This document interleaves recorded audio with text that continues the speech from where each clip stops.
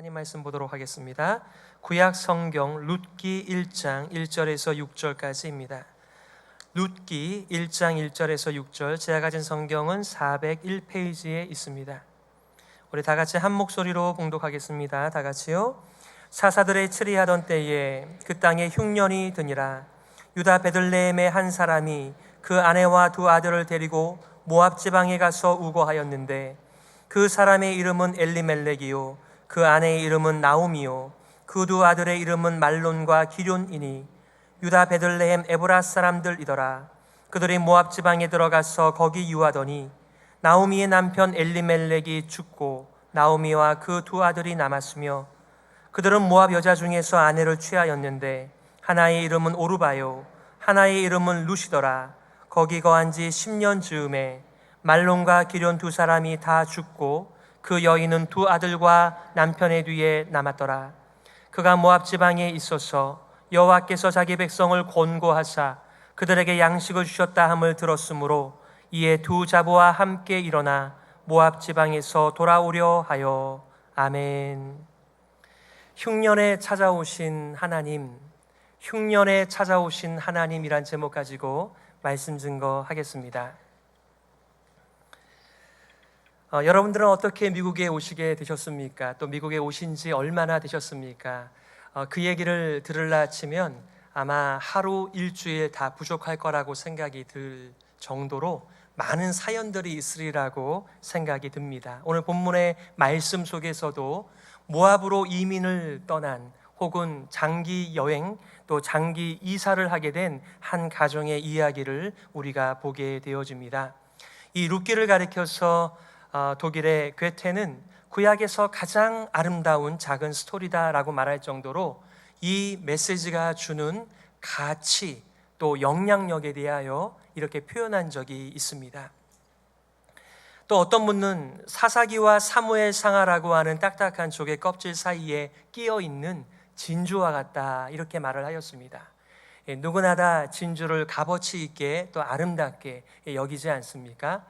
저희들이 성경을 읽을 때 과연 룻기를 읽을 때에 그런 감정이나 깨달음들과 그런 영향력이 여러분들에게 있으셨는지 잘 모르겠습니다.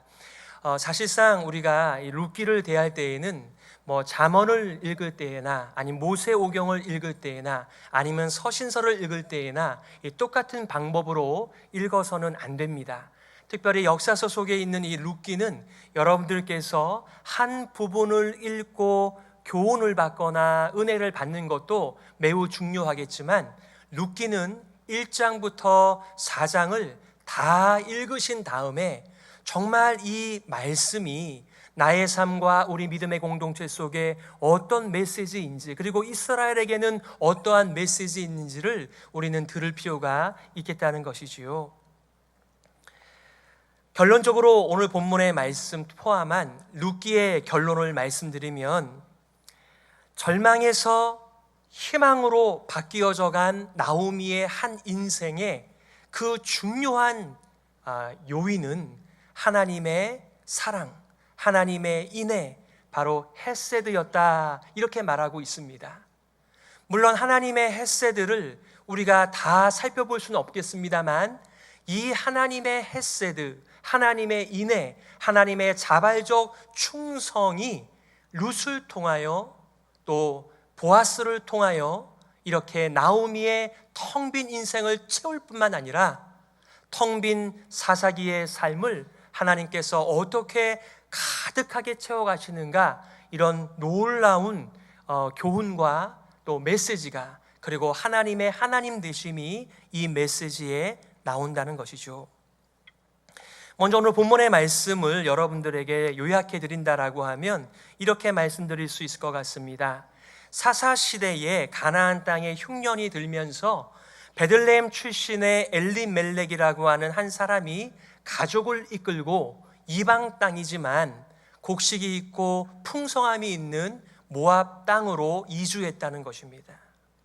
그곳에서 엘리멜렉이 죽었습니다. 그리고 나오미만 남게 되죠.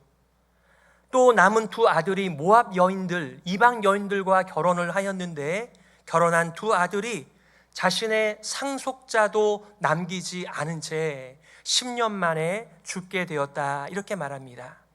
그런데 그때 나오미가 한 소식을 듣게 되죠.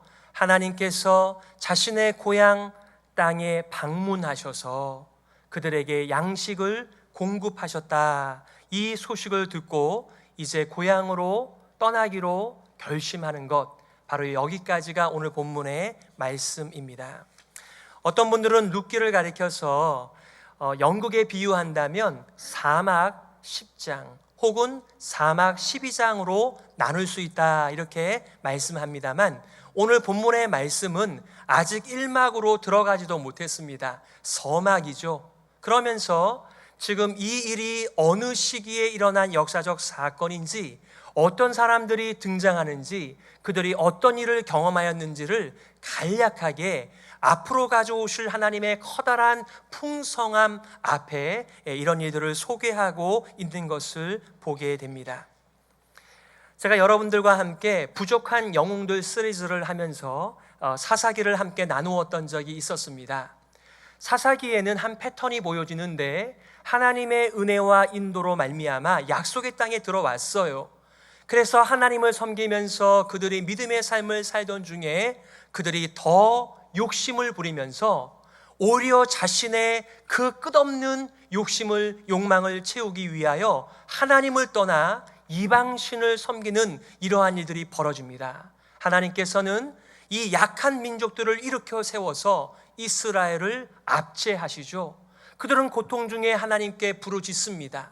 하나님께서는 그 간구를 들으시면서 사사를 세워 그들을 그 압제로부터, 고통으로부터 건져내어 주십니다. 그러면 그들은 또한 태평 성대를 누리는데, 이상하게 그들이 태평하고 안정할 때 또다시 욕심을 부리며 하나님을 떠나가는 이 패턴이 사사기에 계속해서 반복이 되어지고 있습니다. 그러한 시절에, 그런 사사들이 통치하던 시절에 이 룻기라는 이 아름다운 이야기가 우리들한테 들려지고 있는 것이죠. 어떻게 그렇게 불신앙과 불경건으로 가득 찬, 특별히 여러분들께서 사사기와 룻기를 이어 읽으신다라고 한다면 사사기의 말미에 나오는 이 베들레헴의 사람들이 얼마나 비신앙적이며 정말 명목상의 하나님의 자녀들이었는지를 우리가 알게 됩니다. 그들은 정말 냉정하고 하나님의 사람이라고는 생각할 수 없는 그런 삶의 태도를 가지고 그렇게 몰인정한 그런 성읍이었던 것을 우리가 안다라고 한다면, 어떻게 그런 베들레헴에 이렇게 경건한 사람들이 나올 수 있을까, 이런 의아한 생각도 하실 수가 있게 되는 것이죠. 사사들이 치리하던 시대를 우리가 연상하고 상상한다면 참 암울한 시대라고 볼 수 있는데, 거기에서 그친 것이 아니었습니다. 거기에다가 흉년이 들었다라고 말합니다. 저는 흉년을 경험한 세대가 아닙니다. 흉년이 들어도 잘 먹고 자라는 세대에서 제가 자랐습니다. 하지만 이 흉년을 경험한 많은 분들이 정말 전쟁보다도 질병보다도 무서운 것이 이 흉년이며 기근이다라고들 말씀하시더군요. 선지자 에스겔은 하나님의 심판, 재앙을 언급하면서 제일 먼저 기근을 언급하셨습니다. 기근과 칼과 사나운 짐승과 전염병을 말하면서 이 기근이라고 하는 재앙이 얼마나 사람들에게 무시무시한 것인가, 이것을 표현한 적이 있는데, 바로 그 흉년이, 그 기근이 약속의 땅, 우리가 알고 있는 젖과 꿀이 흐르는 그 약속의 땅에 찾아오게 된 것입니다. 거기에 한 가정이 있었지요. 엘리멜렉과 나오미라고 하는 부부가 있었습니다.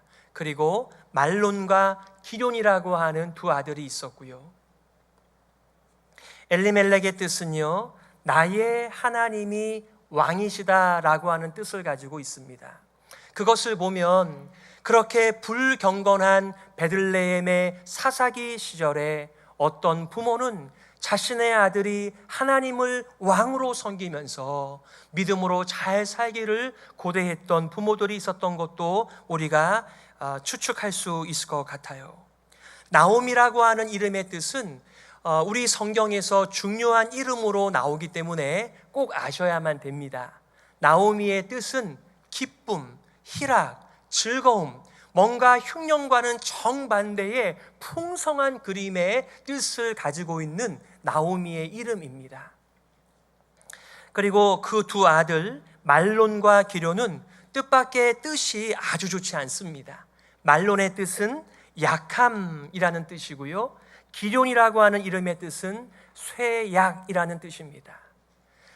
우리의 자녀들이 태어날 때부터 건강하게 태어난 아이들이 있는가 하면 태어날 때부터 이렇게 비실비실한 아이들이 있잖아요. 그러면은 좀 더 멋있는 이름을 지어줘야 될 텐데 왜 이런 이름을 붙였는지에 대해서는 의견들이 많이 있습니다. 어저께 우리가 새벽 기도를 마치고 이렇게 성경 공부를 하는데 어떤 분이 말씀하시더라고요. 옛날에 이렇게 좀 애들이 건강하게, 그리고 이 험한 세상을 잘 이렇게 살으라고 일부러 개똥이라고 지었다. 그러니까 이제 좀 이름을 막 지어 놓으면 그 아이가 비록 약하고 또 힘든 환경 속에서도 꿋꿋하게 잘 사는 그런 한국적 정서의 이 대처 방법을 말씀하기도 하시더군요. 모르겠습니다. 이 이스라엘 사람들도 그런 마음을 가지고 이 자녀들의 이름을 지은 것인지는 잘 모르겠습니다만은 어쨌든 여기에 등장인물의 말론과 기럯의 이름은 그렇게 썩 좋은 의미를 담고 있지는 않습니다. 오르바와 룻이라고 하는 분도 있는데 이분들은 이방 사람들이라 정확한 뜻을 헤아리기가 좀 어렵습니다. 한 가지 중요한 이 단어는 여러분, 베들레헴의 뜻이 뭐죠?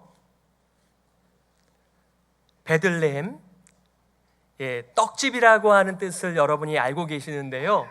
베트라는 말이 집이라는 말이고요, 레헴이라는 말이 양식, 그러니까 이제 떡이라고 표현을 해도 틀림이 없겠지요. 그래서 베들레헴 그러면 사람들이 떡집이다 이렇게 이제 얘기를 하는 것입니다. 그런데 1절에 등장하는 이 베들레헴, 이 레헴, 즉 양식이라는 말이 6절에도 한 번 더 나옵니다.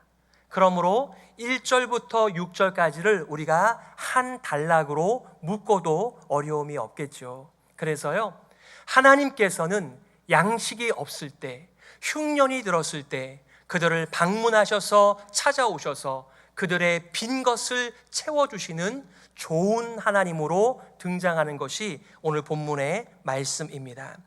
여기서 돌본다라고 하는 말을 영어로 보시면 visit라고 번역을 해 놓았는데요, 우리 개역 성경에서는 돌보신다라고 말하고 있습니다. 원문에서는 파카드라고 하는 말인데 이 말의 뜻이 찾다, 방문하다, 시찰하다, 살피다, 보살피다, 여러 가지 의미들이 있습니다. 그런데요, 이 용례가 한 300가지쯤 되는데요, 이 많은 경우 한 반절 이상이 더 위에 있는 사람이 더 낮게 있는 사람들을 찾아와서 그들을 돌본다라고 하는 그러한 문맥 속에서 사용된 중요한, 그리고 하나님이 누구신가를 잘 드러내주는 중요한 단어입니다. 오늘 룻기에서 나오미의 그 텅 빈 인생이 그럼에도 불구하고 약속의 땅으로 돌아오는 이 과정 속에서 하나님의 이 권고하심, 돌보심, 채우심, 이 소식을 듣고 이제 베들레헴으로 다시 여행을 떠나고 있는 모습이죠. 오늘 저는 여러분들과 이 내용을 가지고 한 가지의 교훈과 두 가지의 적용을 나누려고 합니다. 그런데 이 한 가지의 교훈은 과연 우리들에게 하나님은 누구신가? 특별히 룻기에서 하나님은 누구신가? 이것을 좀 질문하고 싶은데요, 그 질문에 앞서 제가 여러 가지 질문들을 여러분들에게 좀 던지고 싶습니다. 자, 잘 들어보십시오. 우리의 인생 가운데 흉년이 찾아옵니다. 때로는 남편이 죽기도 하고요, 때로는 아내가 먼저 죽기도 합니다. 때로는 우리의 자녀들이 어떤 이유인지는 모르겠지만 먼저 죽는 일들이 생깁니다.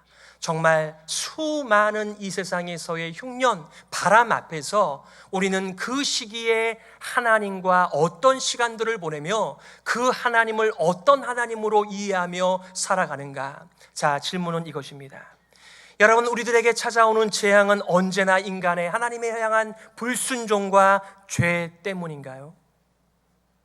우리에게 흉년이 찾아옵니다. 우리가 회사에 취직하기도 어려운데 실직을 하게 됩니다. 부도를 맞게 됩니다. 질병이 찾아와요. 때로는 그 질병이 너무나 심한 질병이어서 불치병이기도 하지요. 사고가 납니다. 또 가족이 죽습니다. 이 많은 재앙들 혹은 이 흉년들이 언제나 하나님을 향한 인간의 불순종과 죄 때문인가요? 대답해 보세요. 그렇다고 하시는 분도 계시고 그렇지 않다라고 하시는 분들도 계십니다. 그러면 제가 오늘 본문의 말씀에 근거해서 이 질문을 다시 해보도록 하겠습니다. 여러분, 약속의 땅 가나안 땅에 흉년이 찾아왔습니다. 하나님의 징벌인가요? 통계적으로 이 이스라엘 땅에 구약 성경에요 10년에 한 번 꼴은 흉년이 찾아왔다고 합니다. 그들에게 있어서 흉년은 흉측한 것이고 오지 않았으면 바라는 것이지만 그들에게 한 번씩 찾아오는 이 흉년이었다는 것이죠. 또 질문을 드려보겠습니다. 엘리멜렉이 약속의 땅을 떠나서 이방 땅으로 이주를 하였습니다. 이민을 하였습니다. 이것이 엘리멜렉의 죽음에 대한 이유가 될까요? 약속의 자녀가 약속의 땅을 떠났을 때 하나님께서 그를 쫓아가서 그의 생명을 뺏어 오는 하나님을 상상해 보신 적이 있으신가요? 총신대학원의 이문범 교수는 이렇게 얘기한 적이 있습니다. 하나님이 선물로 주신 가나안 땅을 하찮게 여기는 행위, 그 결과는 자명했다. 모압 즉 풍요의 땅은 그 가족을 삼켰다. 엘리멜렉에 이어 두 아들이 죽었고 과부들만 남았다라고 말합니다. 이 교수님께서는, 이 목사님께서는 정말 하나님께서 선물로 주신, 비록 흉년이 왔다고 할지라도 절대로 떠나서는 안 되는 약속의 땅을 강조하다 보니까 이 엘리멜렉과 그 가족이 이방 땅으로 간 것에 대한 것을 그리고 엘리멜렉이 생명을 잃어버린 것, 두 아들이 그렇게 생명을 잃어버린 것에 대하여 하나님의 징벌이었다라고 해석을 하는 것처럼 보입니다. 자, 그렇다면 두 아들 말론이 죽었습니다. 기론이 죽었습니다. 이 아들들이 죽은 이유가 뭐죠? 약속의 땅에서 약속의 자녀와 더불어서 결혼을 해야 할 사람이 이방 여인들과 결혼을 했기 때문에 하나님께서 그들의 생명을 빼앗아 가신 것일까요?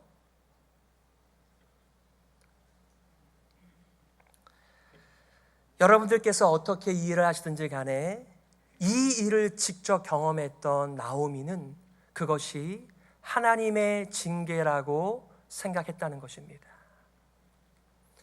자신의 사랑하는 두 자부를 자신의 땅으로 돌려보내면서 나오미는 이렇게 얘기합니다. 내 딸들아, 여호와의 손이 나를 치셨으므로 나는 너희로 인하여 더욱 마음이 아프도다. 이렇게 말하였습니다. 나오미는 하나님을 믿었던 여인이었습니다. 비록 모압 이방 땅으로 갔다고 해서 하나님을 버린 것이 아니라 믿음을 가지고 살았다라고 하는 것을 우리가 힌트 받을 수가 있죠. 그런데 그녀는 하나님에 대한 생각이 어떤 생각이었죠? 하나님은 이방 땅이라도 찾아와서 나를 치시는 하나님, 이렇게 하나님을 알고 있습니다. 그리고 그녀가 베들레헴으로 돌아왔었을 때 사람들이 나오미가 돌아왔다라고 얘기를 하였습니다. 그때 나오미가 뭐라고 얘기하죠? 그들에게 이르되 나를 나오미라 칭하지 말고 말하라 칭하라. 이는 전능자가 나를 심히 괴롭게 하셨음이니라. 이렇게 말합니다. 맞습니다. 흉년이 든 것, 남편이 죽는 것, 아내가 죽는 것, 아들들이 먼저 죽는 것, 분명히 우리들에게 재앙이고 또 하나님의 심판이라고 말할 수 있는 여지가 있습니다만 적어도 룻기에서는 그 일이 그렇게 중요한 일은 아니었다라고 하는 것을 성경이 말씀해 주고 있습니다.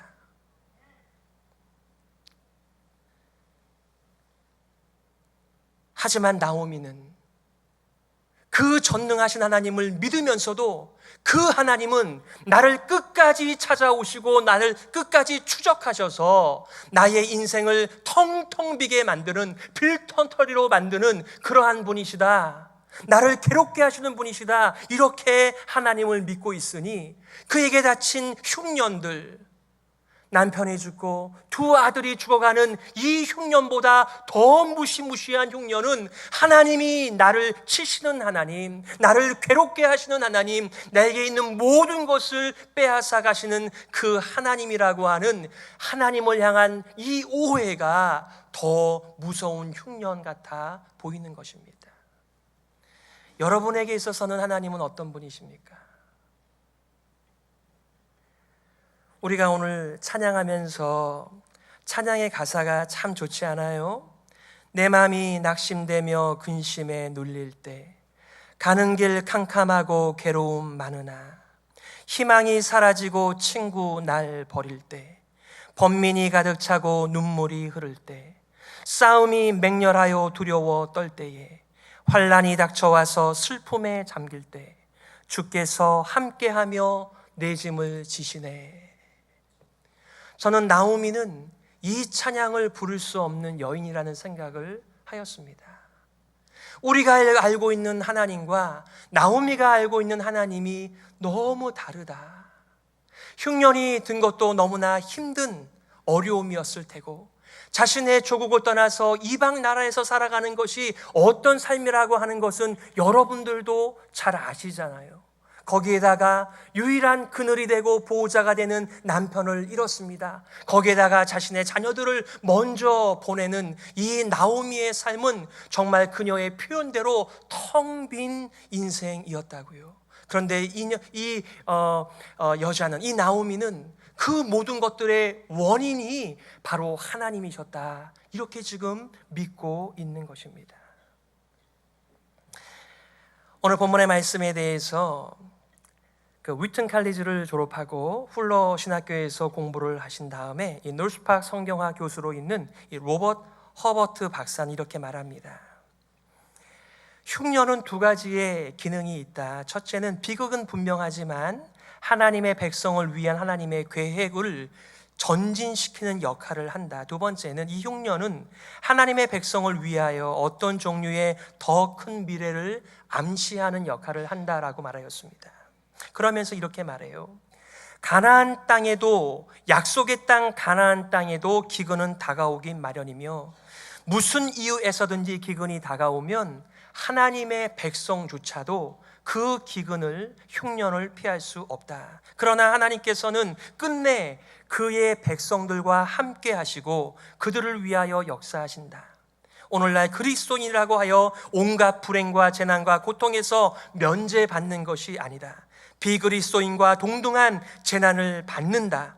때로는 그 이유를 알지도 못한다. 하지만 우리가 비그리스도인들과 다른 것은 이 재난과 흉년을 당할 때 하나님께서 우리와 함께 하시며 우리를 위한 하나님의 계획을 친히 이루어 가신다는 것이 다르다라고 하였습니다. 제가 존경하는 한 권사님이 계시는데요, 그분은 자신의 사랑하는 독자 아들을요, 그 아이가 고등학교 때 먼저 보내고 맙니다. 제가 그 당시에 그분과 함께 있었지만 그분이 저에게 한 번도 상담한 적도 없으시며 그의 넋두리를 저한테 하신 적도 없으세요. 제가 이제 그 교회를 떠나서 다른 교회에서 심호를 하다가 한 5년 만에 그 교회를 방문하게 되었을 때였습니다. 그 권사님께서 저를 보시자마자 하시는 첫 마디가, 목사님, 내가 얼마나 많은 죄를 지었길래 하나님께서 나를 이렇게 힘들게, 괴롭게, 어렵게 만드십니까? 알고 보니까요, 얼마 전에 자기의 사랑하는 딸이 낳은 손자를 잃었습니다. 그러니까 자신의 사랑하는 아들이 고등학교 때 죽었지요. 또 자기의 딸이 낳은 그 손자를 얼마 지나지 않아서 또 잃었지요. 그러니까 저를 보자마자 그 얘기를 먼저 하시는 것입니다. 여러분, 우리의 주변 가운데 그런 일들을 당하신 분들이요, 먼 나라 일이 아니고요, 우리의 주변에 가까이서 그런 일들이 벌어지고 있는데, 우리는 그 문제를 우리가 은혜가 많다, 긍휼이 풍성하시다, 사랑이 많다라고 하는 그 하나님과 더불어 우리가 맞이하는 그 흉년을 어떻게 보내고 있느냐라고 제가 여러분들에게 여쭙고 있는 것입니다. 하나님은 누구십니까? 하나님은 흉년을 맞이하여 고통 가운데 있는 성도를 방문하시며 그들의 필요를 따라서 양식을 채워주시는 좋으신 하나님이십니다.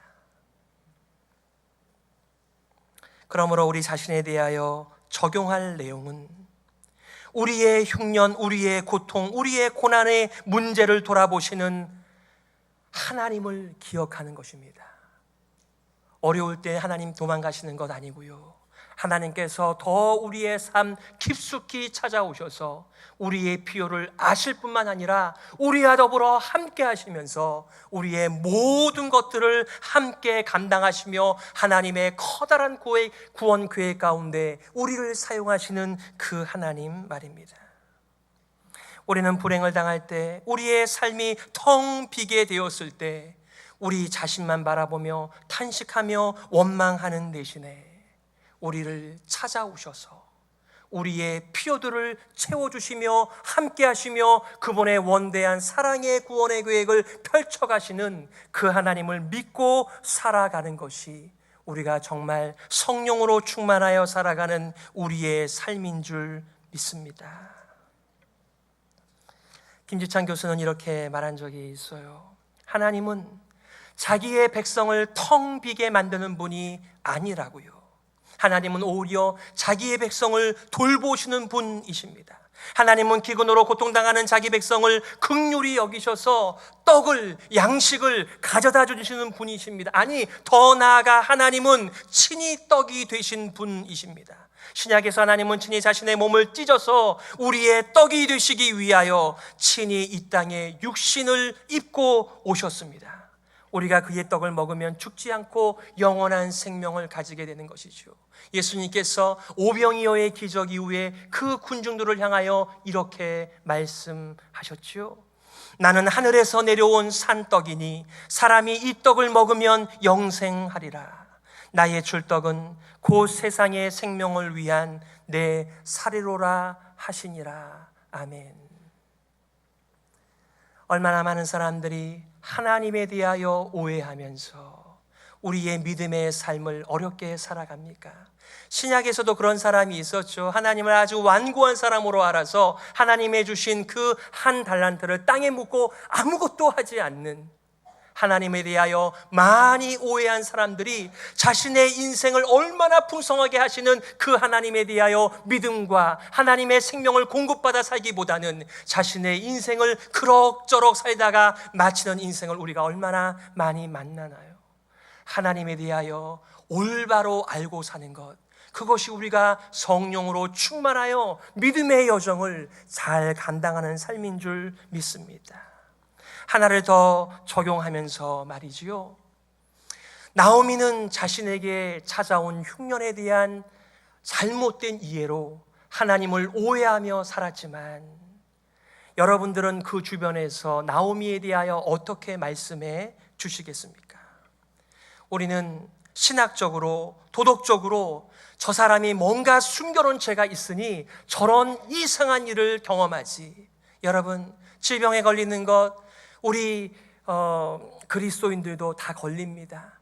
우리가 말하는 불치병, 또 교통사고, 이런 죽음, 이런 모든 일들, 이런 세상의 흉년을 그리스도인들이라고 예외가 되지 않는다라고 하는 것을 우리가 알고 있음에도 불구하고 이런 일들이 찾아올 때마다 우리는 하나님의 신실하신 그분의 충만한 은혜를 우리는 무시하면서 다른 사람들의 삶에 대하여 함께 울어주기보다는 그 사람에게 뭔가 숨겨놓은 죄가 있겠지, 그 사람이 하나님을 잘 믿었으면 그런 일이 벌어지지 않지라고 말하면서 그들이 지금 당하고 있는 괴로움도 충분히 괴롭고 어려운데 거기다가 신학적으로, 도덕적으로 더 큰 어려움을 안겨다 주는 역할을 우리가 감당한다면 바로 우리 같은 사람들이 욥의 친구들이지요. 말씀을 정리하면서요, 아직 나오미의 이야기는 끝나지 않았습니다. 여러분들께서 끝까지 이 하나님의 말씀을 들으시면서 공부하시면서 정말 우리는 하나님을 향하여 올바른 하나님관을 가지고 있는가, 그리고 그 하나님을 의지하면서 다른 사람들의 인생을 부요하게 만드는 삶을 살아가고 있는가를 돌아보시면서 바라기는 우리 교회는 하나님을 올바로 이해하고 하나님의 풍성한 은혜로 다른 사람들을 더욱더 풍성하게 만드는 일에 쓰임받는 믿음의 공동체가 되기를 기대하는 것입니다. 이 시간에 우리가 말씀을 기억하면서 이렇게 기도하기를 원합니다. 우리에게 있는 하나님은 누구십니까? 하나님을 올바로 만나게 하여 주옵소서. 사랑과 긍휼과 은혜와 성령을 선물로 주시는 이 하나님을 붙들면서 우리도 사랑과 긍휼의 인애의 삶을 살게 하여 주시옵소서. 함께 우리 말씀을 기억하면서 통성으로 기도하겠습니다.